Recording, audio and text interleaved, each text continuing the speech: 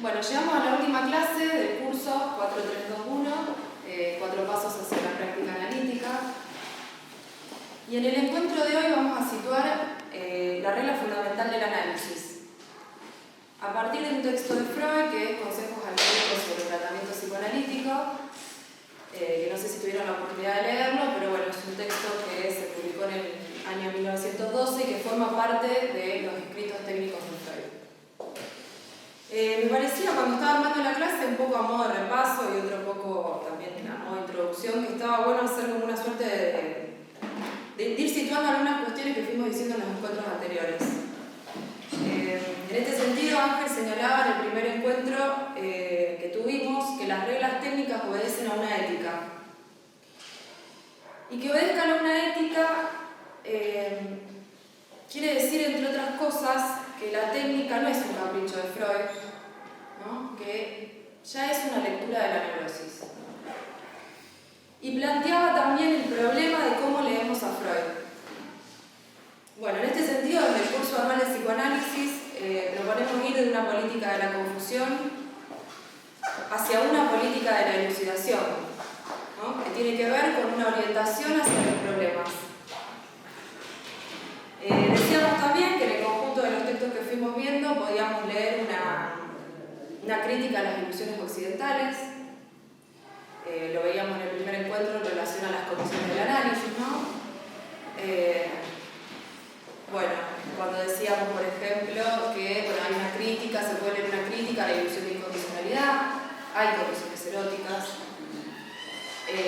a la ilusión de eternidad, porque hay un tiempo del cual hacerse cargo. También lo veíamos en la clase que dio Leandro cuando él planteaba esta crítica a la noción de realidad, ¿no? No se va a tratar en un análisis de los hechos, sino del discurso. Es decir, de lo que un sujeto hace con lo que dice. Bueno, frente a todos estos ideales de la cultura occidental, ¿qué tiene para ofrecer el psicoanálisis, no? La oferta del psicoanálisis es la libertad de palabra. La libertad de palabra, la invitación a asociar libremente, es la regla fundamental del análisis. ¿Qué quiere decir esto? No es fundamental, digamos, está en el fundamento del dispositivo analítico, ¿no? O sea, sin la asociación libre no tenemos psicoanálisis. Esta regla fundamental, que conviene decirla explícitamente cuando comienza un análisis, o sea, diga lo que se le ocurra, no se trata ni de juzgar, ni de calcular, ni de pensar. Se trata de lo que se le ocurra, no de lo que piensa. O sea, si no piensa tanto, mejor. No piense, mejor, ¿no? Bueno. Nos preguntábamos también qué escuchar. ¿Cómo escuchar? ¿Cuándo escuchar? Y en este sentido, Freud nos da algunas pistas, nos marca un camino y dice que la atención parejamente flotante es la pareja de la asociación libre, ¿no? ¿Qué es la atención parejamente flotante? Bueno, es suspender la jerarquía del discurso, podríamos decir. O sea, todo lo que diga el analizante se va a escuchar por igual. Yo traje algunas viñetas que me parecían que estaban buenas del texto, como que tiene que ver con esto que propone Freud, que dice: no fijarse en nada en particular y prestar a todo cuanto uno escucha la misma atención parejamente flotante. Las más de las veces uno debe escuchar cosas cuyo significado solo con posterioridad discernirá. Y la última: tan pronto como uno tensa adrede su atención, empieza también a escoger el material ofrecido, y en esta selección obedece a sus propias expectativas e inclinaciones. Por eso justamente es ilícito. Presten atención a ese término, ¿no? Ilícito, dice Freud. Yo cuando lo leía recordaba, porque esto es algo que elaboramos bastante en el curso anual de psicoanálisis, ¿no? Este uso del lenguaje jurídico en Freud, que es algo a destacar, porque aparece mucho, ¿no? Lo vemos, por ejemplo, el término forclusión. Y me recordaba algo que dice Jacques Alain Miller en un libro que, bueno, lo traje para mostrárselo, que es Introducción al método psicoanalítico. Se lo súper recomiendo. es muy esclarecedor este libro. Y él ahí dice que un psicoanálisis se orienta más hacia el derecho que hacia los hechos, ¿no? Un poco va en la línea también de lo que veníamos trabajando en los encuentros anteriores. ¿Y qué quiere decir Miller con esto de, bueno, un psicoanálisis se orienta más hacia el derecho que hacia los hechos? Un ejemplo sería, digamos, bueno, viene un analizante, ¿no? Hace una consulta, con su sufrimiento, con su padecimiento, y uno lo escucha y cuando termina de hablar le dice, bueno, no es tan terrible si vos tenés todo para ser feliz, ¿no? Esa sería una respuesta a nivel de los hechos. Que la respuesta se oriente hacia el derecho quiere decir que se oriente hacia la responsabilidad, digamos, ¿no? Porque justamente de lo que se trata es de producir en los dichos del analizante una implicación. Bueno, además dice Freud, esto es brillante, dice, si uno sigue sus expectativas, corre el riesgo de no hallar nunca más de lo que ya sabe, ¿no? Qué bueno está eso, ¿no? Y bueno, justamente en un análisis con lo que trabajamos es con la hipótesis del inconsciente, con la suposición de un saber no sabido. Y esa suposición ya es una posición que pone en movimiento el dispositivo. Germán García también en una entrevista, bueno, también está acá en este librito que es una joya, lo recomendamos siempre, Palabras de Ocasión, de César Massa. Dice que el inconsciente es un agujero de los saberes establecidos. Bueno, entonces, volviendo un poco para atrás, digamos, y para puntualizar bien esto que veníamos diciendo, la atención parejamente flotante es como un estado de consistencia que supone escuchar sin prejuicios, escuchar a todo por igual y que tiene una lógica que emerge retrospectivamente, ¿no? Ahora bien, ¿qué es la asociación libre? La asociación libre es el trabajo con la ocurrencia. Es una apuesta a la palabra.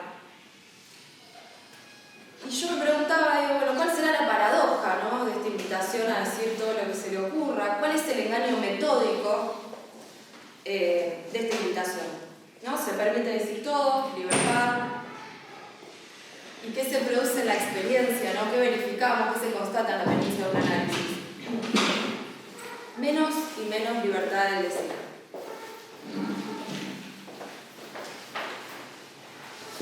Bueno, ¿por qué? Porque hay un primer paso, ¿no? El inicio puede ser total la libertad, pero hay un primer paso, un segundo, un tercero, y si uno avanza en la experiencia de un análisis, digo que empieza a quedar atrapado, digamos, en la estructura misma de lo que está poniendo en acto, ¿no?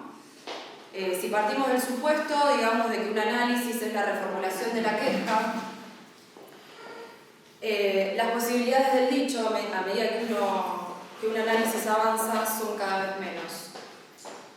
Bueno, entonces podríamos decir, como a modo de fórmula, que un análisis es un trabajo sobre el dicho.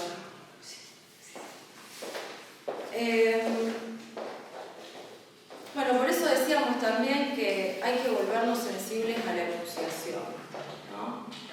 Y volvernos sensibles a la enunciación es sostener la suposición de que las cosas pasan en otro lugar, ¿no? En otra escena, sostener la otra escena.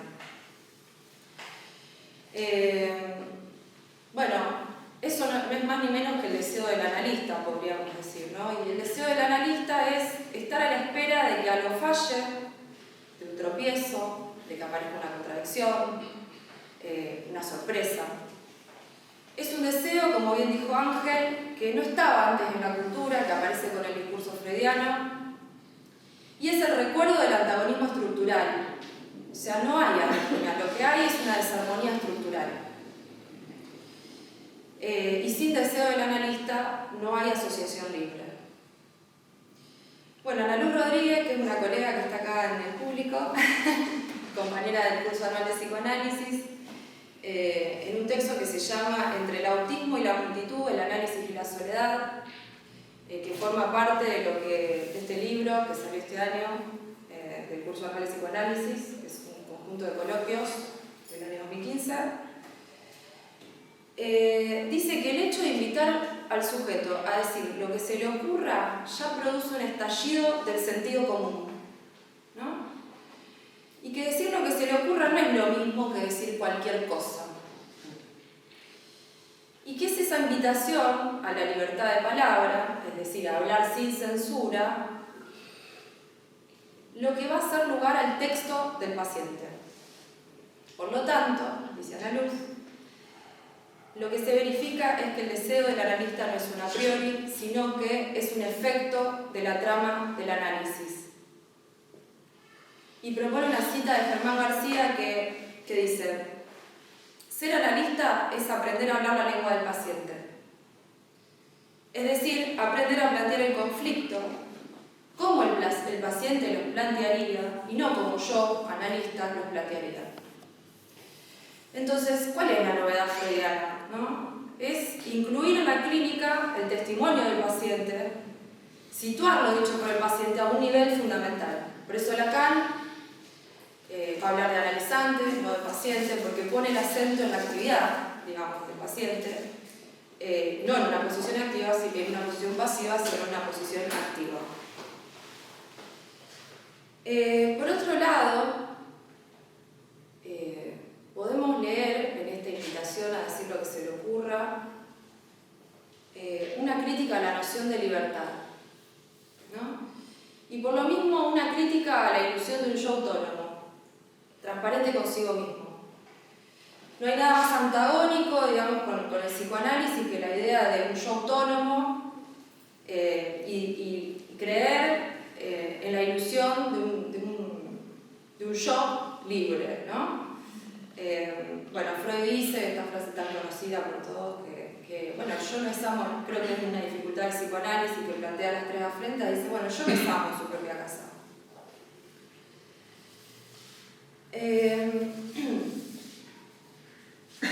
También, bueno, el consejo al médico, Freud dice algo que está buenísimo, y yo lo traje, lo voy a leer, porque no me lo acuerdo.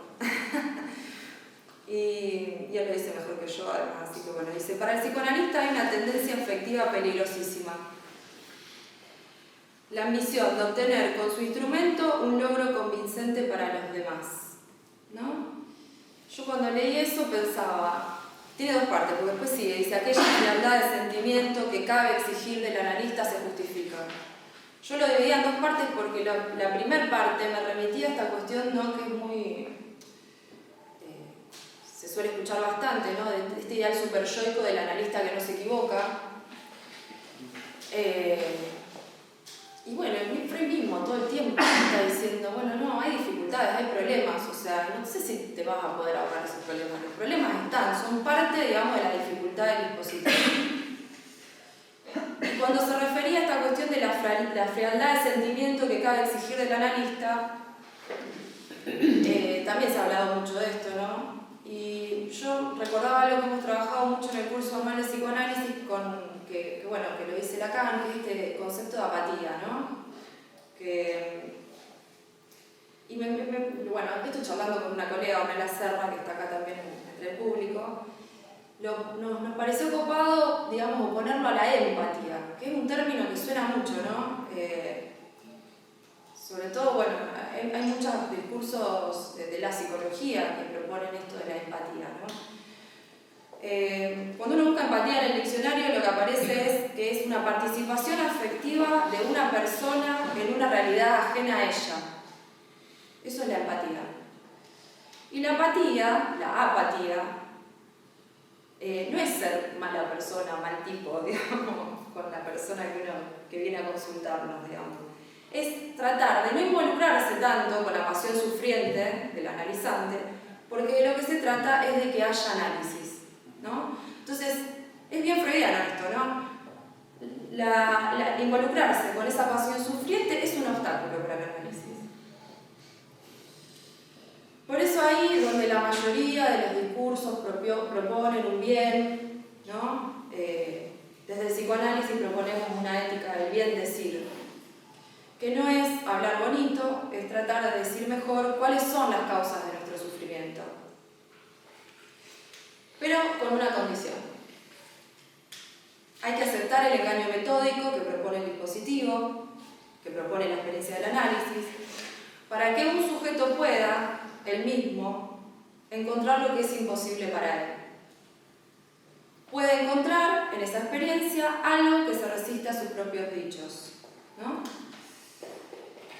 Y bueno, para cerrar, porque no quería hacerlo tan largo, nos vamos a ir con Freud. En el último párrafo de Consejos al Médico, él dice esto: ni en virtud de una actividad mental como la reflexión, ni de un esfuerzo de atención y de voluntad, se resolverán los enigmas de la neurosis, sino solo por la paciente obediencia a la regla psicoanalítica, que ordena desconectar la crítica a lo inconsciente y a sus retoños. Así que los invito a la conversación y gracias por escucharme.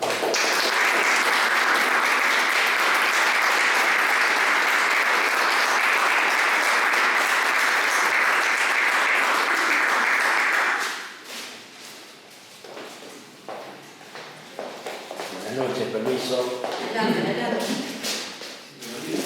Sí, siempre.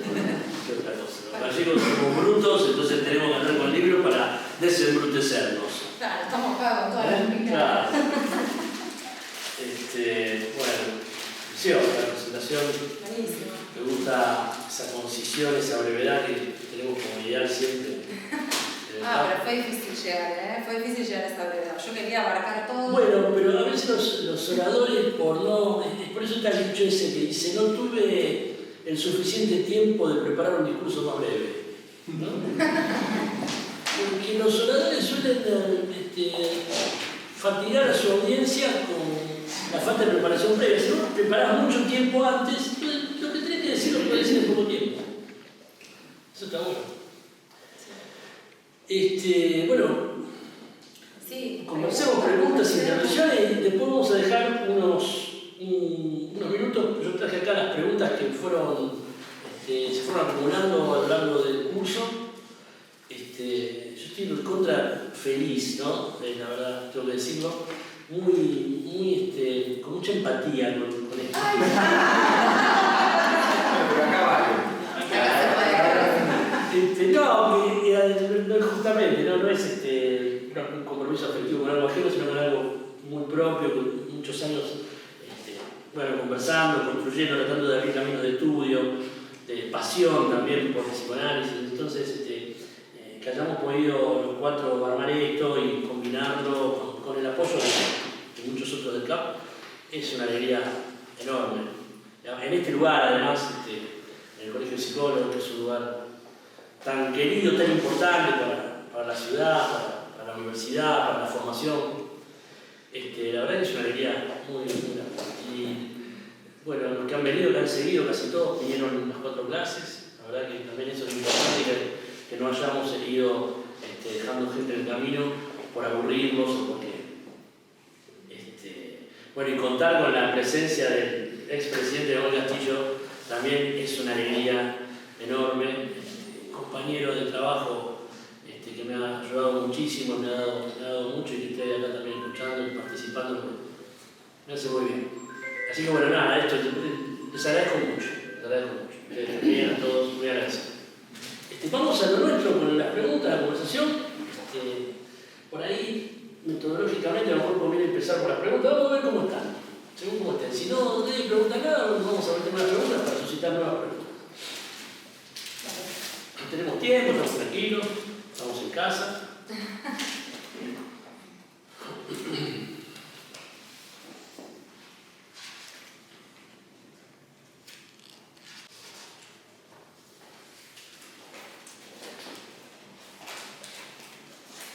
A mí de la presentación me gusta mucho cómo Sol traza esta raya, ¿no es cierto?, que se nota bien de lo que es la operación de la regla fundamental. Porque la regla fundamental no es una exigencia abstracta, ¿no? O un imperativo superyoico, o algo que dice, bueno, si yo hago eso, entonces estoy en el psicoanálisis. Sino que es una cuestión técnica que toca la ética, es una cuestión que tiene que ver con la pragmática del dispositivo, con lograr un efecto. ¿Cuál es el principal? Hay muchas cosas, podríamos intentarlo largamente, pero ¿cuál es el principal efecto que pretende lograr esta regla fundamental? Este pedido de asociación libre de no criticar, no calcular, no pensar sobre todo. Bueno, lo que pretende es interrumpir por un instante el goce yoico, ¿no?, de los espejismos del yo y su voluntad de decirlo todo. Pero Freire dice, dígalo todo, pero en un sentido completamente ajeno, porque el yo quiere contarte. Bueno, quiere que empiece, me decía una vez, quiere que empiece a contarme lo que hago el fin de semana. No, ¿por qué? No, porque yo ya me preguntaba qué hacía los fines de semana. No, no, los fines de semana le interesa tanto como lo que hace cuando duerme. No, cuénteme lo que quiera, no se le ocurra. No, pero es esto de el yo quiere contar al otro, ¿no? Porque el yo piensa, el yo pienso de Kant, el yo piensa, el yo es una unidad, el yo cree que él es él, el yo es orgulloso porque es un humillado, ¿no es cierto? El yo es un esclavo, dice Freud, es un vasallo. Todos los esclavos somos orgullosos, somos soberbios, estamos humillados. La mejor forma de protegernos de la humillación, de no ser nadie, o de ser otro, como diría Lacan, yo es otro, es la soberbia, que es el síntoma del humillado, ¿no? Esto se lo robé a Sartre, pero está muy bien, así. Bueno, Lacan le ha robado largamente a Sartre en el mejor sentido de la expresión, ¿no? Es una referencia importante, pero digo, esta cosa, este cruce. Esto lo decía el otro día, que también fue un evento interesante, muy alegre. Lo trajimos a Jorge Chamorro a la Facultad de Psicología, un psicoanalista muy importante, muy querido por nosotros, que previamente a la Luz Rodríguez y a Leandro Candice le habían hecho una entrevista y gestionaron la recepción de él aquí. Y él decía, bueno, el yo tiene esta voluntad de decir, y el análisis lo conmueve esta voluntad de decir el yo, entonces no sé de qué hablar, ¿no? O no sé de lo que estoy diciendo, ¿no? No sé cómo seguir, pero después hay que volver al yo, porque nosotros no estamos en contra del yo, los analistas, no estamos en contra de la conciencia. Porque el Chamorro decía, a veces esto produce una conmoción tal que la gente no puede seguir el análisis. Y nuestro objetivo principal, nuestro deseo, nuestra misión, dirían los emprendedores, es que haya análisis, no que la gente salga espantada. Si nosotros nos queremos hacer los amos del significante y empezamos a revolver interpretaciones como una boleadora, realmente el deseo del analista impacta en el yo, lo conmueve, lo desestabiliza, y él pone el ejemplo, el Chamorro, de una paciente que decía, quedé mareada. Hay un mareo, porque se conmueve algo del goce y de las identificaciones que están ahí tomadas en el yo. Y lo imaginario, piensen que al principio se pensaba que no se decía eso, se pensaba nada, nunca se piensa nada. Se dice que se piensa, pero no se piensa nada. Nadie piensa, si alguien pensara algo, las cosas estarían un poco más mejor, ¿no? Digo que el pensador es un semblante, soy un pensador, un gran pensador, es un semblante el pensamiento, ¿no?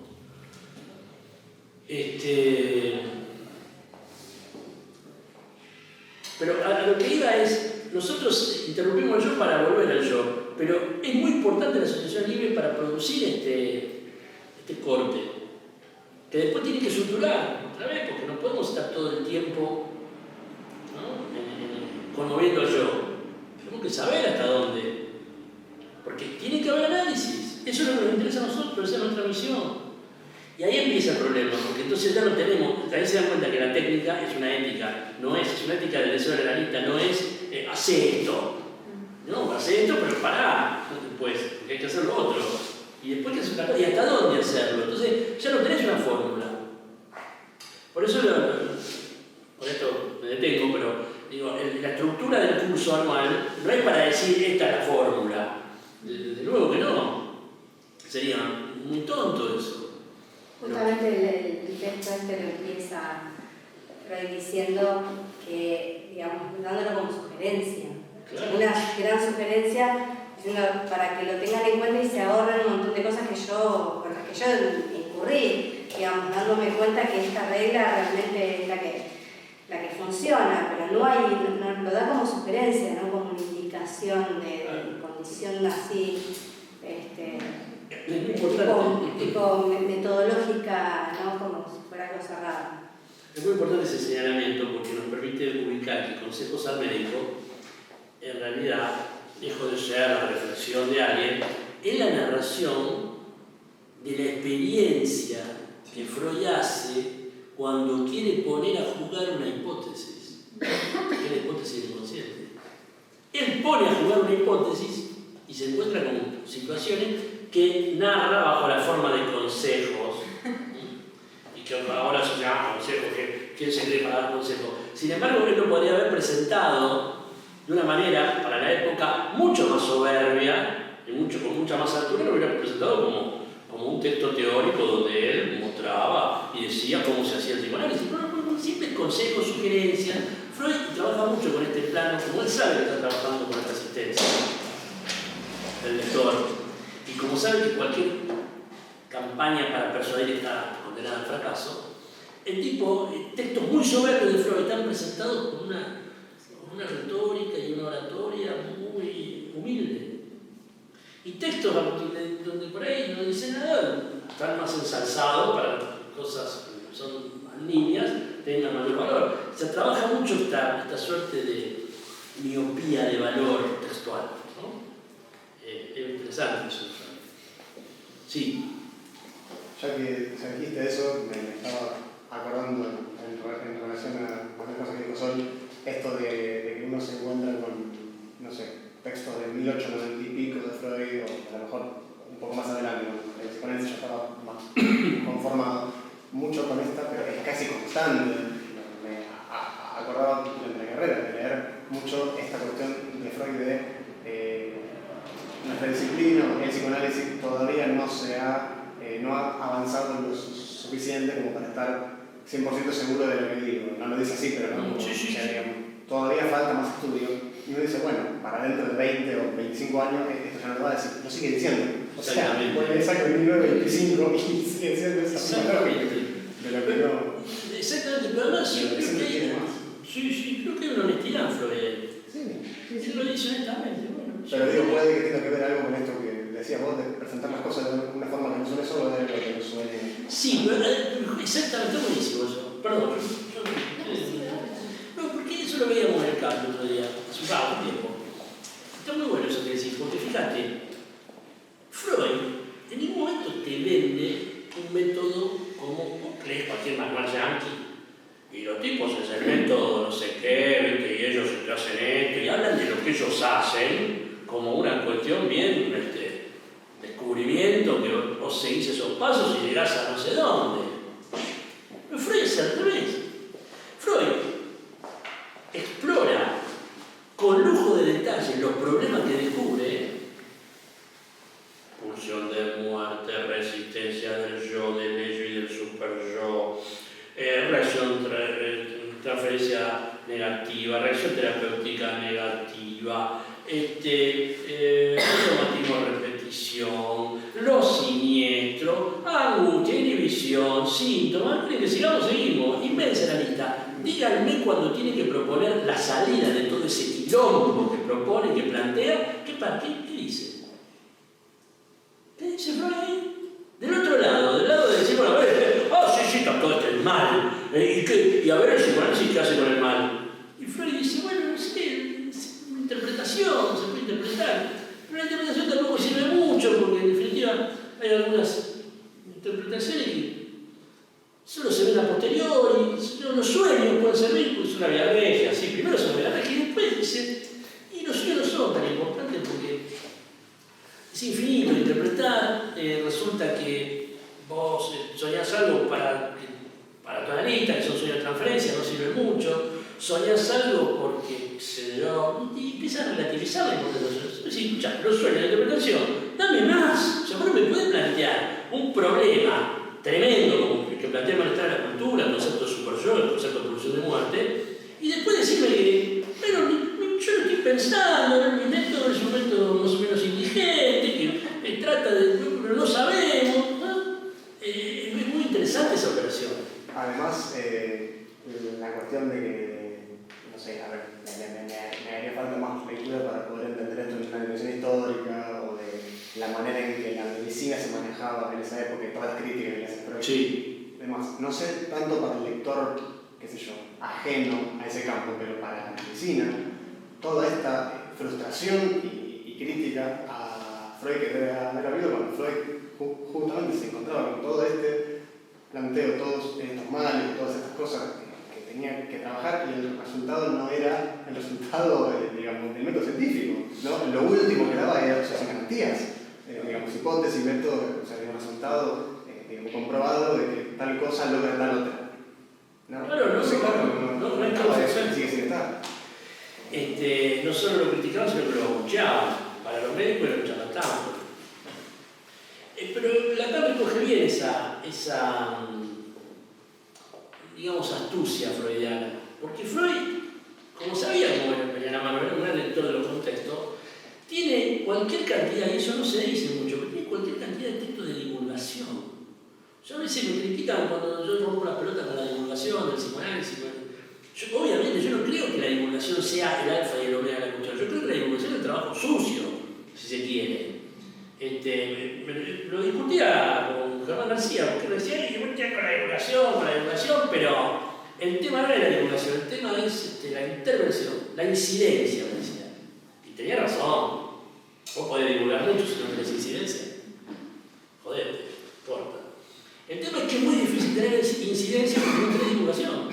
La incidencia es la parte, digamos, seria, el centro de gravedad de la cuestión, incidir en planes de salud, en debates, en situaciones, en la neurosis misma, ¿no es cierto? Incidir. Pero si no hay divulgación, ¿cómo se hace? Si no sabemos de qué estamos hablando, si no están puestos en juego cuáles son los problemas de los que estamos discutiendo, que es un poco lo que pasa en un análisis. Vos, sí, tenés incidencia, pero primero tenés que saber de qué estás hablando. Hay que poner contexto. A ver, ¿qué es esto? ¿Por qué le pasa? ¿Y a qué hora le pasa eso? ¿Y cuándo? Hasta que no tenés más o menos le haces divulgar al tipo, a la mina, o al quien sea, pero lo que sea que haya ahí, hablante, que te diga más o menos, que te divulgue las coordenadas simbólicas de su sufrimiento, ¿qué vas a hacer? ¿Qué incidencia vas a tener? Entonces esta pareja de divulgación e incidencia me parece que es clave.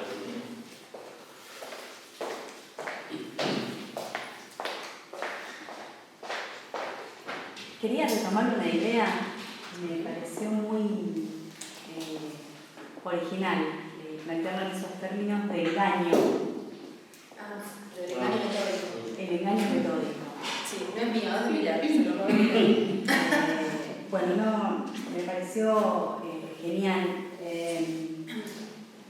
Bueno, me gustaría si podías avanzar en eso, y que eso me hizo pensar en tu exposición, en esto de, bueno, la crítica a la ilusión de libertad, ¿no? Como si de alguna manera ese engaño lo que permite es engañar un poco al yo. Y también me acordaba del sobredeterminismo psíquico, que creo que fue planteada en mi interpretación, porque de alguna manera esa invitación a la libertad de palabra es a la libertad, digamos, de palabra, pero que a su vez está determinada por el inconsciente, pero no por el yo. Correcto, sí. Sí, está buenísima la relación que armaste, Diana, sí. Me parece que es por ahí. Sí. Vos decías cómo es este engaño metódico y lo conectabas con la... Con la asociación libre, o sea, con esa invitación de palabra, sí, a la libertad de palabra, ¿no? Sí, claro. No engañar al yo, pero puntualmente en esta crítica que vos ubicabas en lo que es esta regla, ¿no? Sí, la crítica a la ilusión de libertad. A la ilusión de libertad, pero a la vez una invitación de libertad de palabra, ¿no? Sí. Donde ahí está el engaño, ¿no? En esto de, bueno, ¿qué libertad es la que pone en juego, pero que también se topa con el sobredeterminismo? Tiene la libertad necesaria para que, digamos, dice Freud, se suspenda se suspenda un poco la censura, para que aparezca el equívoco, digamos, ¿no? Para que aparezca el tropiezo, el desecho, que es con lo que trabajamos, básicamente. ¿No? Esto que vos conectabas también, Ángel, me acuerdo en el primer encuentro, ¿no? de la conexión de la lógica con el desecho. Para mí un poco eso, ¿no? Que decíamos en las la primera clase. Creo que tiene que ver con esa orientación, digamos, parece, ¿no? Esto del engaño metódico. Bueno, sí, diga lo que se le ocurra, pero uno cuando empieza a hablar se equivoca. Esta es la hipótesis inconsciente. Se contradice, digamos, se contradice capaz que en una misma oración, digamos. ¿No? Sí. Sí, Cuando uno se pone a hablar, él habla. Exacto, claro. Entonces se terminan los dueños de la palabra. Pero yo tiene ilusión. Entonces, ¿cómo sorteas esa ilusión? La seleccionaria es un modo de sortear esa ilusión. Yo sabe lo que dice. De hecho, hay una cosa que pasa, que pregunta, que plantea Ana Luz. Sí. Te dicen, hoy no sé qué decir. No sé qué decir. Y a veces, cuando uno arranca, ¿y qué le digo? Dice el analista que va a control. Se plantan ahí como una mula que no sé qué decir. ¿No? Eso es el yo, que quiere saber qué decir.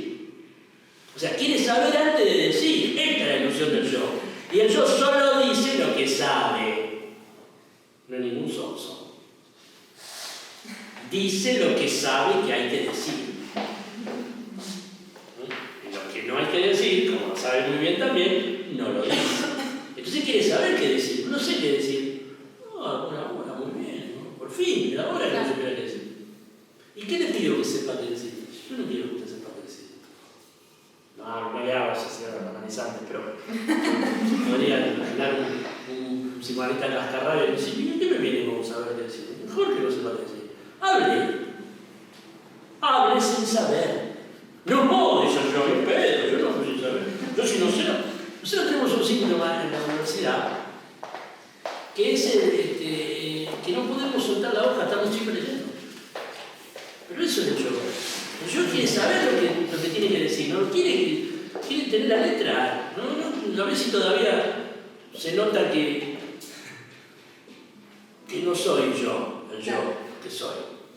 ¿No? Que no se note que yo no soy yo. Ese es todo el trabajo del yo, pobrecito, tiene que estar todo el día simulando que es alguien que no es un impostor, pero como todo impostor está siempre como, ¿viste? Tiene problemas, está constipado. Acá dice que el yo es la enfermedad mental.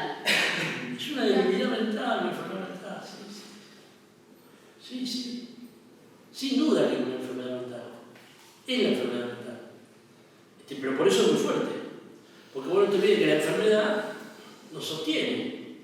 Todo lo que da en orden de la patología, del sufrimiento, le da sentido a la vida. Claro. Sacaron el sufrimiento y... Sí. ¿Dónde voy? Entonces me acordaba lo que decía Chamorro el otro día en la facultad, ¿no? Que decía, cuando daba el ejemplo de una viñeta de un analizante que dice que se apuró un poco, ¿viste? Estaba en entrevista preliminar. En entrevistas preliminares, no estaba en análisis, todavía estaba en la entrevista, pero él da ese ejemplo, ¿viste? Y dice que él le tira como un... Sí, la que se marea. Sí. Mueve tanto yo que no va más. Lo llama, pero dice, no voy a seguir, porque estoy mareada. Sí. Entonces está esto siempre, ¿no es cierto? Está bueno que Chamorro traiga también esto, que vos decías, no hay un analista perfecto que sepa hacer, hay muchas cosas que a veces suceden y que vuelven en los efectos que a veces pasan, ¿no? Y podemos hacer una lectura también de eso. Lo bueno es que podemos hacer lectura, ¿no? Pero también está bueno para que, digamos, para bajar esta cuestión de un super yo en relación al analista, digamos, ¿no? El superior psicoanalítico es feroz, pero hay que oponerle la lectura del dispositivo. Tenemos que saber cómo funciona la máquina, por eso 4, 3, 2, 1.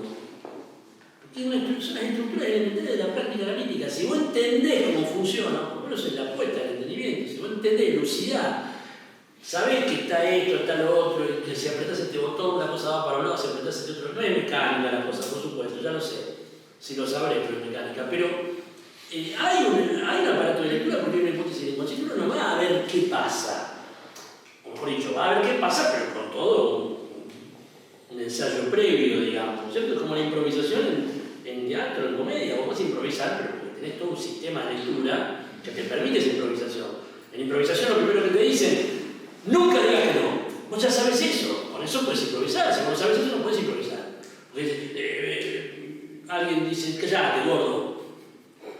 Y yo digo, ¿cómo me dijiste gordo? Perdón, por favor, retírese. Se termina la comedia. Si vos me decís, cállate, gordo, yo digo, sí, así me hablaba mi mamá. Yo te estoy diciendo que sí. ¿No es cierto? Entonces, quiero decir, porque si no, el psicoanálisis termina pareciendo como una práctica que vino de no sé dónde. El psicoanálisis es una cosa que está en el mundo, que es muy parecido a fabricar sillas, a un oficio cualquiera, el carpintero, que responde a los mismos límites y problemas que tiene, por ejemplo, el teatro, la comedia, la marca, la improvisación, y que, como dice Heidegger, pensamos mucho más que hacer un armario. El psicoanálisis es una cosa así, una cosa del mundo, que tiene sus particularidades, lógico, la ingeniería también lo tiene, no es tan distinto. La cirugía, el neurocirujano tiene particularidades. Bueno, el psicoanálisis tiene la suya, pero no es una cosa rara, no, es un deseo inédito que se articula con otros deseos. Porque el tipo dice, deseo analizar, pero para analizar está en la trama de los otros deseos. Dice, no puedo gobernar, por lo menos me analizo. No quiere decir que después salgo, como muchas veces hablamos con un abuelo, salgo del análisis donde mi deseo es analizar y luego voy a dirigir la sesión de directorio del colegio de psicólogos. Y ahí hay que gobernar. Ya si voy a estar como director del colegio o como presidente del colegio y voy a querer analizar a la gente. Es una locura eso. Eso no está mal que exista eso de curar, de gobernar, de salvar almas. Eso está bien. Cada uno, el psicoanalista, mientras está diciendo, pero aparte es una cosa que se ha hecho tanta lucha con eso. Yo no quiero subrayar. Si vos decís que querés analizar, bueno, estás diciendo eso, que querés analizar. Te puede salir bien, te puede salir mal, pero ese es tu deseo manifiesto. El médico dice, yo deseo curar, es el juramento hipocrático, pero es un deseo. Y está buenísimo. Ahora, si vos cuando tenés el deseo de analizar, querés gobernar, querés curar, querés ayudar, o querés gobernar alma, y no vas a poder. Pues son cosas distintas. Es como si querés salvar un alma cuando querés curar. Es que no es tan común, no es que el psicoanálisis.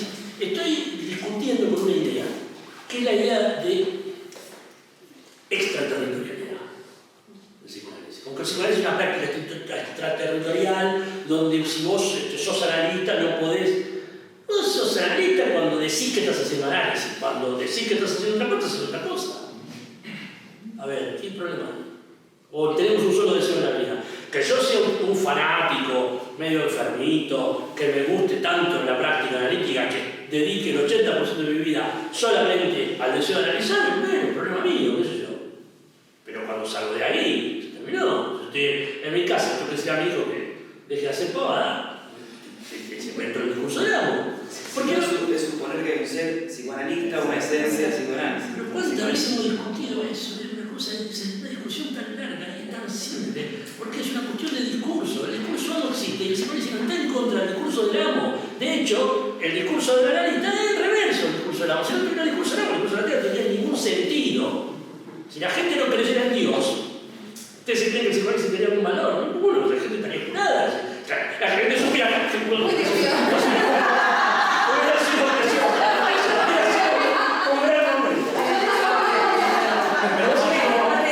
vos sabés que la veía venir, entonces cuando la veía venir, estaba preparado. Hubiera sido un momento de comedia muy interesante.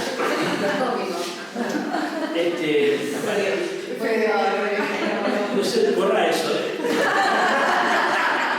La cara que dio el la verdad. Eso es lo que se va a viralizar. Eso es lo que se va a viralizar. Se va a viralizar, sí. No, me parece que es algo importante de... Hay mucho para trabajar, ese es un punto para trabajar. Pero en contrariedad del psicoanálisis extraterritorial, hay un texto que le recomiendo vivamente del psicoanalista Éric Laurent, que se llama El analista ciudadano. El analista ciudadano. ¿Cómo se dice? Bueno, hay que investigarlo porque está perfecto. Es el analista que interviene en la polis, en los problemas de la ciudad. Se anticipó lo que después va a proponer Jacques Miller con polémica política, con esta incidencia, decir, bueno, no podemos estar a favor de la neoderecha conservadora con Le Pen en la cabeza, porque el psicoanálisis practica democracia. Y llamó cosas que Le Pen y Perón, no sé qué chiquero hicieron los capitotes intelectuales argentinos. Y resulta que en realidad ahora está clarito efecto que Milei es Le Pen, no el peronismo.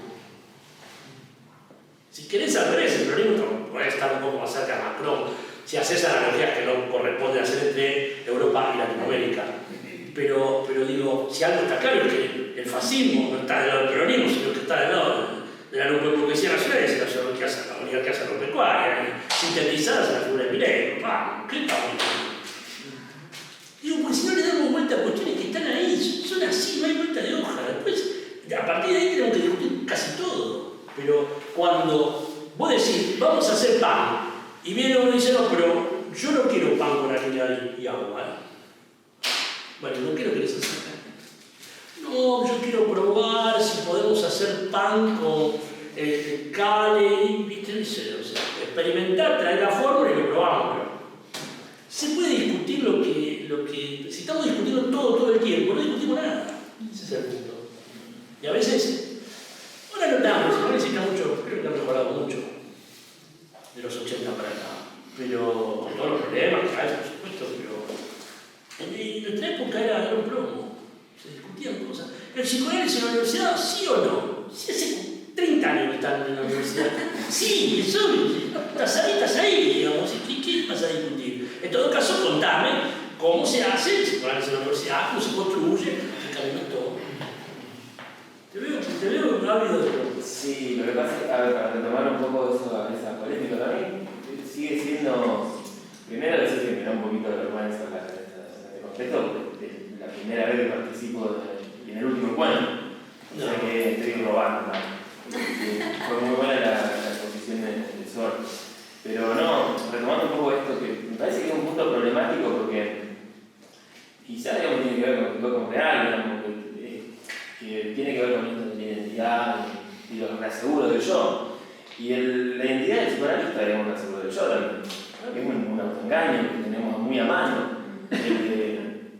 autodefinirnos, digamos, en tanto, bueno, en esa práctica, que bueno, quizás es algo de lo que no podemos escapar, pero a lo mejor podemos estar advertidos para no tropezar siempre.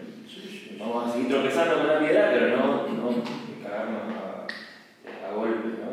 Sí. Pero, digo, a ver, cuando discutíamos esta cuestión de la función del analista, es distinta del ser, digamos, como decía el compañero, yo creo que eso es algo que se repite mucho, pero que sin embargo se vuelve a actuar cuando por la negativa te dicen, no, el psicoanalista no puede hacer tal cosa, entonces vos sos psicoanalista.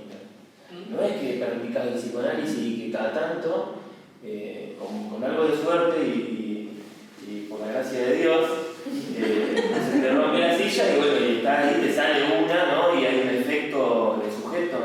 Y no te caes. Eso, y hay un efecto sujeto, hay algo que Sí. me parece que, bueno, es la dificultad que tenemos también de poder nombrar un poco eso, el agujero, el inconsciente, el sujeto.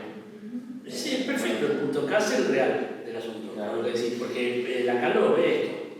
Lo que pasa es que esto lo dice muy bien Lacan, yo trato de explicar malentendido y no hago más que generarlo. Claro. El otro día lo hablamos. Lacan quiso, muy bien ubicado, con mucha razón, con mucha elucidación de las estructuras elementales de la práctica y del filo de la verdad freudiana, quiso desbaratar la lógica imaginaria, religiosa, de la International Psychoanalytic Association. International Psychoanalytic Association, la IPA. Quiso desbaratar, porque la IPA ¿qué era? Bueno, cualquier sociedad, cualquier cosa, sin gente que se juntaba, estaban los notables, los viejos que se las sabían todas, estaban los pibes jóvenes que entraban, y estaban los que estaban en el medio que se estaba decidiendo qué hacían. Los viejos elegían quiénes eran los mejor, se llevaban por ellos, los iban haciendo escalar, los otros iban armando una cola y se iba armando una pirámide de notables con un pueblo, ¿no? ¿Es casualidad que yo me esté acordando de la APA en ese sentido? Pero es lo mismo, se la APA era la sucursal de ahí para acá. Por eso. Eso se va a ir a Argentina. Es lo que yo te dije que pasó acá. Y aparte los médicos. Porque el problema nuestro cuál es, que el título de psicoanalista no te lo da el Estado. El médico le da el Estado, dice, el Estado. O sea, todos nosotros le decimos usted es médico, porque cumplió con esto. A nosotros nadie nos dice nada. Quiero decir, es muy importante ese punto que tomó la abuela. Porque entonces, ¿quiere llevar taquitos? Se arma el dispositivo del pase, la escuela alrededor de un maestro. Todo lo que armó lo disolvió. Porque ¿qué pasaba? Yo le armaba una IPA dentro de la escuela. O sea, los viejos querían ser mejores que los jóvenes querían matar a los viejos, se armaban todos los efectos del grupo que se arman en todos lados. Y era un quilombo, entonces disolvían, se sacaban todo el mundo encima y se iba a otro lado con otra cosa. Bien. Quiero decir, es que fue un exitoso generador de instituciones. ¿No? Algunas cosas que después tuvo que disolver, se salió mal. Naufragaron. Y hoy tenemos arma la escuela de orientación lacaniana ahora, tiene esta cuestión muy interesante de que está armada sobre el patio central de la pregunta de qué es un analista. Pero hay una paradoja, porque entonces vos perteneces a una escuela de analistas, pero no sabes qué es un analista. Bueno, pero todo trabaja en estar en la escuela es participar de la pregunta por el ser de analista. ¿Qué es un analista? Nadie sabe. Si sos lacaniano no sabes lo que es. Por eso tiene razón él, bueno, pues, si sabe lo que es un analista, ¿cómo puede decir lo que puedo hacer o lo que no puedo hacer? Bueno, es un lío. Yo por eso digo, se trata de una cuestión de discurso. Si vos decís que estás haciendo análisis, no podés hacer otra cosa. Porque lo mismo si yo, no sé, voy a poner un restaurante y después te vendo libros, no sé yo. Me estaba viendo porque hay una, no sé si una paradoja, pero una suerte de contradicción con esto, según la connotación que uno le da a la palabra institución, y esto de Lacan, que no fue un gran creador de instituciones, yo me reía porque pensaba, bueno, sí, salvo que pensemos en el lacanismo como institución. Sin embargo, el mismo Lacan dijo, ustedes si quieren ser lacanianos, yo soy freudiano, ¿entiendo? Sí. ¿De qué lacanismo me hablan? Entonces, es muy claro, claro. Sí, hay un lacanismo, o sea, por supuesto. Pero, digo, Lacan... Sí, hay lacanismo, y el trabajo que ha hecho Jacques Alain es precioso, es muy valioso. El trabajo de Jacques Alain todavía estamos lejos de poder entender el valor que ha tenido incluso para los que no pertenecen, sobre todo para los que no pertenecemos, porque no pertenecemos a la ciudadanía en términos de filiación, pertenezco en términos de milenismo ligero, como decimos nosotros, tenemos amistad con el gol, pero no estamos ahí en la estructura institucional. Pero eso es un trabajo muy... O sea, no estoy diciendo que no hay que hacer, que hay que armar instituciones, creo que hay que armar instituciones, sostenerlas, trabajarlas, pero saber que hay un grupo imposible donde los efectos del grupo... O sea, a ver, armar instituciones es meterse en un problema de la dificultad del lazo. O sea, si no, vos te vas a tu casa y dices, no, déjame joder con Juárez, no, yo me voy a mi casa, tiro a la pileta, al sol, a 2 años de suicidio, tengo que estar 2 años tomando sol y metiéndome en una pileta, tomando mate en el pasto. ¿Viste? Está bien, está bueno irse los fines de semana, todos los días, pero está bueno el quilombo de... Si el quilombo de las instituciones es precioso, porque eso es lo que, en definitiva, así empecé con el tema de la alegría. El quilombo del psicoanálisis, los problemas que genera el psicoanalista, son preciosos y sirven para algo, más que la especie los contrarios del psicoanálisis. Porque cuando Sartre dice, el proyecto, el camino crea la piedra. No es que hay dificultades del psicoanálisis, sino que el psicoanálisis es la práctica de la dificultad. ¿De qué? De practicarlo. Bueno, entonces el deseo del analista genera los obstáculos, pero esos obstáculos son preciosos. Horrible también, por supuesto, como todo lo que es precioso. Horroroso. Agotadores, cansadores. Pero por eso digo, no tengo nada contra la pileta y el mate del césped, está buenísimo. Pero con los quilombos institucionales. Porque ahí hay algo, en esos quilombos del grupo, en esa mugre, en ese ruido, que si no logramos tomar contacto con eso y estar ahí, interviniendo, no sé, me parece que la cosa se vuelve un poco... En definitiva, quiero decir, psicoanálisis tendrá todo lo que tendrá, pero bueno, es una práctica que está bien sostenerla. Los obstáculos que genera son interesantes. Son interesantes. Se levantan las resistencias y al levantarlas las puede intervenir. Y esa intervención sobre las resistencias a la castración simbólica, al deseo, digamos así, bueno, está bueno porque en definitiva, tanto defendernos nos hace sufrir mucho. Estamos muy cómodos, muy defendidos, muy tranquilos, muy yo, pero sufrimos después. Y sufrimos mal y perdemos cosas. Y sale caro, la neurosis sale muy cara, me dice Freud esto, pero es así, es muy cara la neurosis. Tan cara que a veces, lo peor que tiene la neurosis es que a veces no te das cuenta que es tan cara, entonces es como si nada, la inercia psíquica. pero es muy cara, es demasiado cara, no vale la pena. No vale la pena, se les doy fe. Bueno, pero no quería agarrar un se nos va la hora, che, ¿quieren que vayamos a las preguntas? Así Yo quería sí, una claro. última bueno, en todas las presentaciones me parece que el núcleo del retorno a Freud, que para mí es para celebrarlo, es también una alegría. Respecto de lo que vos planteas, Sol, esa conexión entre la frialdad y la apatía, en una dimensión ética, no en una dimensión de si sos bueno o malo, si está bien, está mal, me pareció muy importante. Gracias. No solo como un obstáculo en la práctica, también, sino como un motivo de control, bueno, como obstáculo en la práctica. Lo que les voy a pedir es si pueden pasar una hojita con lo que quieran, lo que no quieran no hay problema. Pasar una hojita con el nombre y algún contacto, porque no vamos a terminar todas las preguntas y además no las voy a poder contestar a profundidad todas. Pero tengo en mente, no sé si lo voy a poder hacer, no lo prometo, pero me gustaría por ahí hacer un encuentro para extendernos un poco la pregunta, puede ser virtual y hacemos un encuentro como resto de este encuentro, donde trabajamos las preguntas con un poquito más de perspectiva y si surgen algunas nuevas que vayan decantando, las atendemos y me parece que sería como el cierre respetuoso, cariñoso de todo el laburo que se tomaron de venir en las 4 clases. Bueno, participar con las preguntas, Así que si pueden arrancar una hojita con esa. Acá agarrando con una, me parece un tipo como si fuera Susana Jiménez. Pensar en el pase, entre comillas, al diván. La instancia de supervisión, cada maestrito con su librito, los silencios excesivamente largos y resistencia muy fuerte. Bueno, el pase al diván rápidamente, esas comillas son llamativas porque no hace falta. Se trata de pensar el pase al diván. Hay un pasaje.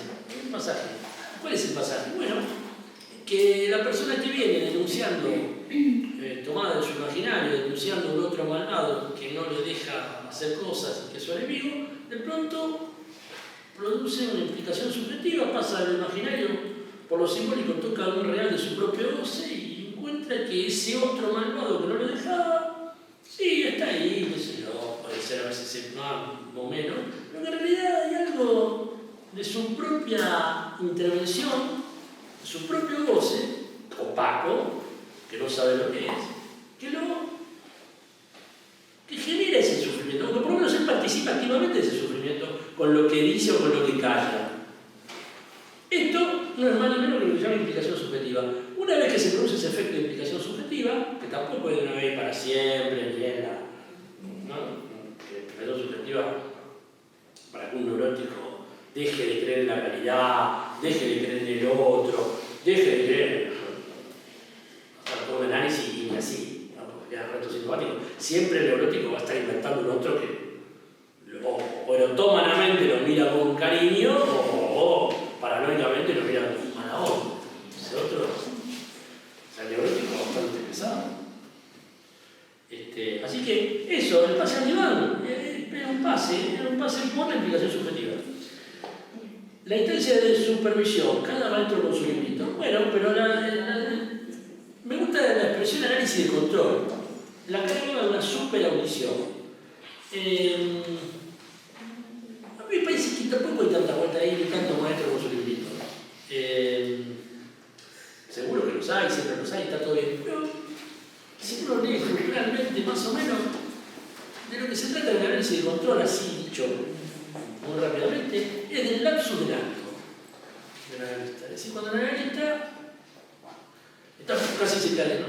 Por ejemplo, el tipo que está diciendo que está sosteniendo una operación clínica, en lugar de, esto lo decía alguien el otro día, en lugar de sostener que haga análisis y apuntar a producir un saber sobre el goce, ¿no? Y rescatar la punta de ese obstáculo, ya de la forma mínima de decir la operación analítica, lo que hace es preocuparse por su yo,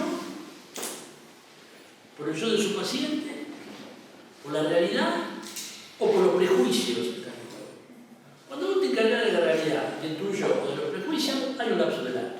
En el análisis de control lo que vas a elaborar es que esos prejuicios, ese yo y esa realidad no te impidan escuchar lo que está diciendo el otro, que no tiene nada que ver ni con tus prejuicios, ni con tu yo, ni con la realidad. Es una enunciación, es la política de la enunciación de un cuerpo hablante que muestra, digamos, su goce en el decir. Y después los silencios excesivamente largos y la resistencia muy fuerte. ¿Qué sería un silencio excesivamente largo? Porque eso supone que hay silencios cortos. Ven, ustedes ven, yo le podría hacer la contestación en el discurso universitario, sin decirle, bueno, con los silencios largos, o sea, desde el saber, no estaría mal, es más amable estar así. Pero les quiero leer la pregunta, porque en la pregunta está la salida en la pregunta está la respuesta que ustedes buscan. Cuando decimos silencios excesivamente largos, porque suponemos que hay silencios que son cortos, y pasa el silencio y una vez que pasó, empieza el análisis porque habla. No, el silencio habla. Si hay un escenario analista ahí, alguien entra, se sienta, por la sola presencia del deseo del analista, el silencio tiene un valor significante. Porque es una experiencia donde decimos que diga lo que se le ocurra. El tipo no habla, no dice, bueno, no sabemos por qué no habla. Puede ser porque está angustiado, puede ser porque no quiere, puede ser porque está esperando que la gente le pregunte, no sé yo. No hay silencio ni corto ni largos. Lo que hay es una importancia del silencio, un valor significante del silencio que hay que entender como cualquier otro elemento del paciente, como puede ser llegar tarde, como puede ser tropezarse y caerse siempre en la entrada, no sé, que sea. ¿No? Digo para a favor, y la resistencia muy fuerte no hay resistencia que sea débil, toda poderosísima. Y son siempre del yo. El inconsciente no resiste, es pura afirmación. Ahora, ¿qué se hace con eso? Bueno, lo primero que hay que hacer es entender que no hay resistencia débil. Porque si no, uno se queda esperando que baje la resistencia. Sí, por supuesto que hay grados, jerarquía, nivel, no es que todo es así, pero la resistencia en general, y es del analista, dice acá, cansado de que cuando los señores de la IPA se encontraban con sus límites, con los límites de la clínica, con sus propios límites, decían, el paciente se resiste. No, ustedes se resisten a la operación analítica. Y esa resistencia del analista a la operación analítica es la que se va a controlar. También hay unos prejuicios con la palabra control, como que el control, los analistas como un control, nosotros no controlamos, no somos policía. Pero toda práctica se controla. Toda práctica. Cuando lavas un plato, controlás si lo lavaste bien. ¿Y qué es el problema de la palabra control? O sea, por supuesto debe haber perspectiva. Hay que hay algunas que son. Bueno, ¿qué diferencia hay entre la técnica y la ética? Que es uno de los puntos. Me parece que, no sé si alguien quiere agregar algo, quiere tomar alguna pregunta ahí. ¿Qué diferencia hay entre la técnica y la ética? Bueno, justamente, la técnica no es una prescripción de gestión. La técnica es la ética del deseo del analista, es la ética del trabajo. ¿Por qué? Porque, por lo que explicábamos en la primera clase, la técnica de el diván, si querés, la técnica de, no sé, las entrevistas preliminares, o cualquier precepto técnico, como le quieran llamar, en realidad ya es una intervención sobre lo real de la neurosis, ¿no es cierto? Entonces decíamos, bueno, el diván, siempre lo tomamos como ejemplo, no es que, sí, Freud, que se yo porque le molestaba la mirada de los perversos, de la gente y se cansaba, está bien, pero la operación del diván es interrumpir lo imaginario, que es súper importante para el neurótico. El neurótico está todo el tiempo con el obsesivo, está con el otro que lo mira, está siempre en el ring boxeando con el otro. La histeria está siempre esperando que el otro pose sobre ella, no sé, la mirada satírica, debe ser una punta erotómana. Entonces, semejante es un problema, rompe la pelota, nos obstaculiza. Algo tenés que hacer con eso. Y el nivel es una operación, pero no se interrumpe el imaginario solamente por estirarlo. El tipo sigue, te mira, o te dice, ¿está bien? ¿Qué pasó? ¿Se escucha lo que digo? No sé. Semejante no. Yo me acuerdo uno en un centro de salud hace 1.000.000 de años. Se ponía de costado y me miraba así como. Yo lo dejaba porque si no, yo no quiero, yo te quiero ver. Bueno, está bien. Era un síntoma. Quería ver al otro ahí, porque si no, no podía. Bueno, pero la neurosis ya no soporta la ausencia. No soporta la ausencia. Es una cosa. Bueno, eso, por eso la técnica y la ética son dos ejes articulados, digamos, que no es una cosa por otra por otro. La ética de interrumpir lo imaginario es fundamental para poder avanzar sobre lo simbólico y lo real, ¿no? Para poder tratar lo real mediante lo simbólico, o sea, para producir la praxis. ¿No? Si me pongo pesado, me dicen, pueden repreguntar, por supuesto. Nosotros llegamos como al final. Aquí unos jugadores que son muy simpáticos, son simpaticísimos. Eso realmente lo deja. ¿Cómo poner a jugar la asociación libre? ¿Cuándo? Desde el inicio, bueno, quedó súper claro con la posición de Sol. La asociación libre tiene regla fundamental, está desde el inicio y conviene decirlo, conviene enunciarla. Eso era algo que yo quería justamente preguntar y que quedó ahí en el aire porque lo decía Sol y yo me quedé pensando en esto de la fórmula, ¿no? De esto como regla fundamental y si aclararlo o no.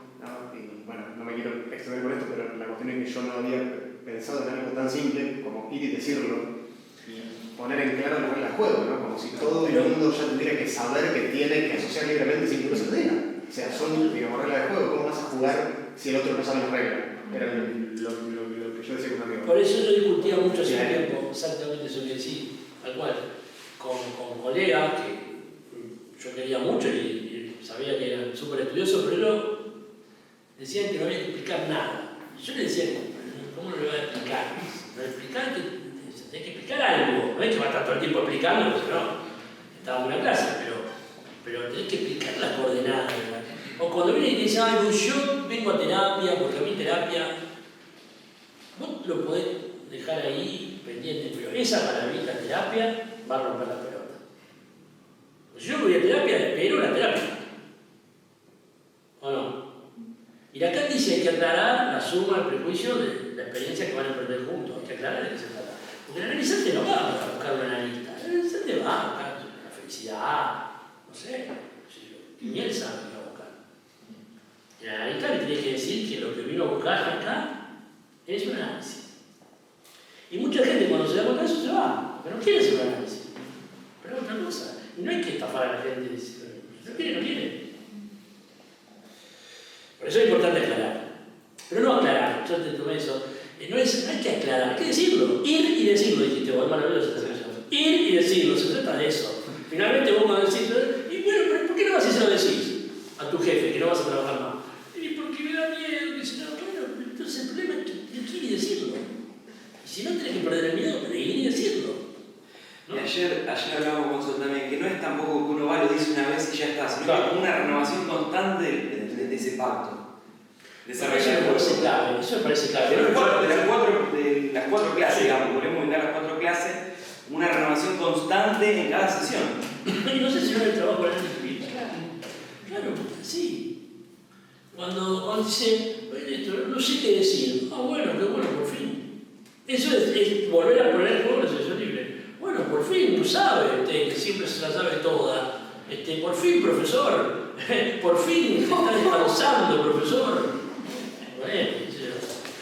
Bueno, los lacanianos, los milenianos sobre todo son muy sarcásticos, muy irónicos. Algunos. Y eso funciona bien. Pero algunos yoes fuertes se enojan mal y se van. También tenés que saber con quién, cómo manejo la energía. Eso que sería el orden del tacto, ¿cómo lo transmitís?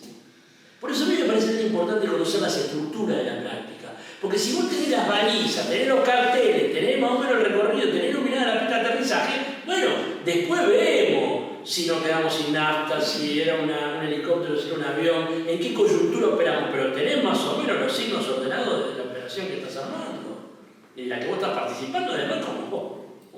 Vos tenés un pie en el psicoanálisis, que sos psicoanalista que se formó con no sé quién y está muy contento con tu recorrido, pero el otro piecito lo tenés en el fango de la transferencia. Y ahí todo lo que hayas hecho con tu vida no importa nada. Porque lo que vos sos para el otro, te puedo asegurar que no es nada interesante. Y no depende de tus europeos ni nada. Y si sacás el piecito de la transferencia y te querés poner Alberto, usted me confunde, terminó el análisis. Pero si te tomás en serio que vos sos el desecho que el analizante dice, te sacás a la calle y te vas a poner. Y tampoco hay análisis. Entonces, no te puedes enojar, no te puedes infatuar, ¿qué carajo hacer? No puedes hacer ninguna de las cosas que hacen en la vida cotidiana. La gente se indigna, se ofende, se enoja, se va a poner una patada. O dice, usted sabe con quién está hablando. Está hablando con el doctor Perugia. ¿Sabe quién soy yo? Jefe técnico de la dirección de deporte, no sé. Pero todos actuamos así. O nos ofendemos, nos indignamos o nos infatuamos. Y zafamos de las situaciones. Pero está bien que hagamos eso. Yo no sé, ni bien ni mal. Es lo que hacemos. Pero ahí no está el nacionalista. Tenemos que rajar. ¿Tenemos un momento más? 5 minutos no. Y esto, cuando vos tenés el solo análisis, tenés un piecito. En una escena hay un piecito en otra escena. Entonces estás ahí. Y es la coyuntura la que te va marcando el ritmo de la gestión, de la acción, del acto. Como decimos, que no es un acto de hacer cosas, y justamente vos, el acto es estar sentadito, no hay acción, no hay ninguna acción. Pero de pronto, ¿saben a quién se parece una garita? ¿Vieron el enano de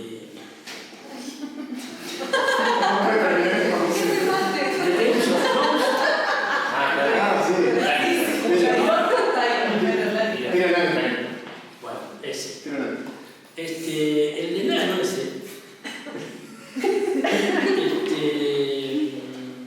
Lo presentaban así como enano, ¿no se puede decir? ¿Tamaño? ¿Cómo se dice ahora? Persona de baja estatura. Persona de baja estatura. El tipo, yo pensé que era increíble, porque lo estaban por matar, pero no había vuelta, ¿no? O sea, ya estaban por disparar. Y el tipo salía así, cuando lo estaban por matar, y decíamos, se terminó el enano. Se fue el enano, luego. ¿Cómo fue el enano? No. Y decía, pero usted no lo conozco de la fiambrería de José. ¿Qué fiambrería de José? Y le cambiaba el marco de la situación que se había planteado. Y al cambiarle el marco, cambiaba toda la escena. Eso es un acto. El acto no es una acción que uno hace acá, allá, una palabra genial que dice. El acto es cuando vos cambias las coordenadas mismas de las que lees una situación. Por eso viene el tipo, el profesor abrumado, hoy no sé qué decir, la verdad que estoy, no sé, muy raro. Bueno, profesor, no se preocupe, es un logro suyo haber podido no saber. Hable sin saber, a ver qué sale, hable sin saber, profesor. ¿Sabe que deje el profesor afuera? Venga, le abro la puerta, déjelo afuera y venga usted, venga solito, sin sus europeos universitarios, para joder a los amigos universitarios, los profesores. Bueno, esas cosas, eso es importante, el manejo de esto que dice él, ¿no es cierto? Esto es algo que es permanente. Por eso es una práctica que si vos le conocés más o menos. Yo he sufrido mucho psicoanálisis, muchos años, a mí me cuesta entenderlo, me cuesta trabajar, no es que me sale, ¿no? Lo que yo digo es que uno puede aprender a disfrutar de lo vacío, de la locura, de las tramoyas, que hay algo divertido que es difícil de ubicar, pero que se puede entender el psicoanálisis como una práctica alegre, digamos, ¿cierto? Con el horror, porque si no la alegría es una pavada, ¿no? La jaula del contento, como dicen algunos, muy bien. El tonto vive en la jaula del contento. Nosotros, cuando hablamos de la alegría, no es la alegría de la jaula, es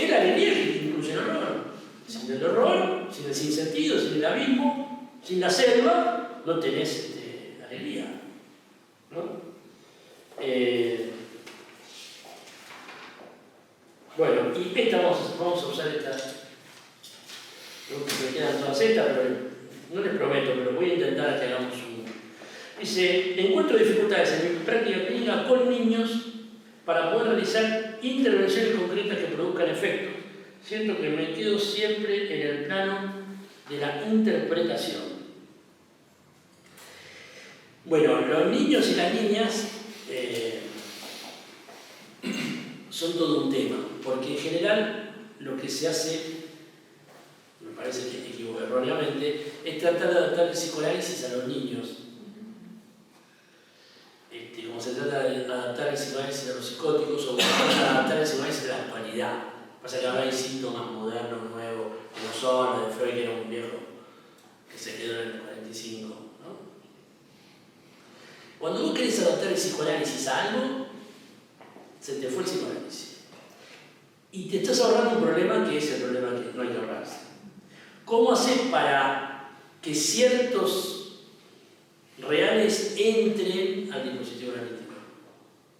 Porque no entran todos de la misma manera. Entonces, ¿cómo haces entrar a un niño al dispositivo analítico? Esta es la pregunta.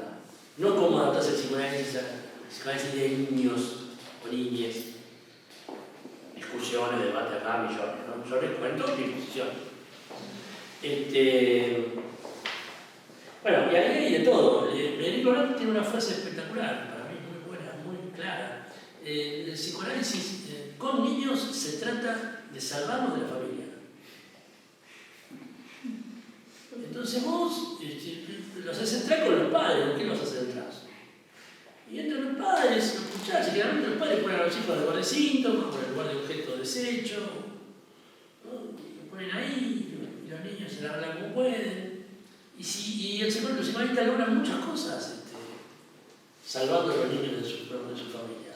Teniendo que una familia, todos tenemos una mirada muy cariñosa de nuestra familia, por supuesto, como corresponde, pero sabemos que no suelen ser aparatos suficientemente amables como para que uno quiera instalarse a vivir allí, ¿no? Puede ser bastante hostil. La gran pregunta de Freud con el tema de nuestra cultura, ¿cómo puede ser que las instituciones que están destinadas a proteger la naturaleza, nuestro propio cuerpo y el prójimo se convierten en instrumentos de acechanza, de asedio y de destrucción de su miembro, ¿no? Yo digo una cosa que el psicoanálisis, a veces me parece que el psicoanálisis no es más que una larga, fecunda y sinuosa reflexión sobre las instituciones. Esto lo dejo para discutirlo más adelante, en otra oportunidad. La idea de una intervención concreta es un problema, porque lo concreto es una ilusión del socialismo, digamos. Cuando hablaban del arte, debe imitar a la realidad y la pintura tiene que pintar al trabajador y qué sé yo, todas esas cosas. Porque si no, no es arte. El arte tiene que ser la revolución y todas esas cosas. Es una ilusión lo concreto, porque lo concreto siempre tiene que ver con lo simbólico, no tiene que ver con una pared. Sí, el cierto registro semántico tiene que ver con la pared, se dice el concreto, pero no hay intervenciones concretas, hay intervenciones simbólicas que pueden tocar algo de un real o pasar de algo como si nada. Entonces ya ese prejuicio de que hay algo concreto contra que hay algo abstracto es un problema para. Eso es lo que te está frenando la intervención. Creer que hay algo concreto y que vos no lo podés hacer. Que produzca el efecto. Vos no estás ahí para producir efecto, vos estás para sostener el dispositivo. Después los efectos entran solos. Es como siempre jodo con mi hijo, me dice, bueno, deseame suerte, y me está hablando, no, éxito, te deseo, porque si tenés mucho éxito, la suerte va a venir sola. Los que creen que es al revés están equivocados, creen que si tienen suerte van a tener éxito. Techito por si llueve. Porque la suerte, nadie tiene suerte. Mala suerte puede tener, pero suerte no tiene nadie. Salvo si tiene éxito. Si tiene un éxito en lo social, con el amor, con lo que sea, con una pega, con algo, la suerte le va a venir. Pero antes, ni la suerte. Pero ahora sentado la suerte. Para poder realizar intervenciones concretas que produzcan efecto. Bueno, esto. Siento que me quedo siempre en el plano de la interpretación, pues ahí hay que quedarse. La pregunta señala como que me tengo que ir de donde me tengo que quedar. Entonces, bueno, esto es para hablar, ¿no es cierto? Pero no, se trata de la interpretación, se trata de lo simbólico, se trata de lo que un niño dice, de lo que la familia dice. No hay que dejarse llevar por las apariencias. Parece que el niño fuera alguien que está ahí, indefenso, es un atractor de prejuicios. Para los varones que tenemos esa cosa paternalista, algunos, que queremos proteger siempre porque nos parece que no sé qué, que nosotros vamos a brindar una protección, bueno, el narcisismo parte, o la madre con su maternaje, la mujer con su maternaje, no es lo que es madre-mujer, ¿no? Está claro. Entonces, ahí, ese juego, no dejarse llevar por él. Se trata de los simbólicos, se trata de la palabra, los niños hablan, fueron hablados y hablarán más adelante, van a cambiar de manera de hablar si el analista los acompaña en salvarse de sus familias, ¿no? Bueno, se nos pasamos de hora, les agradezco mucho.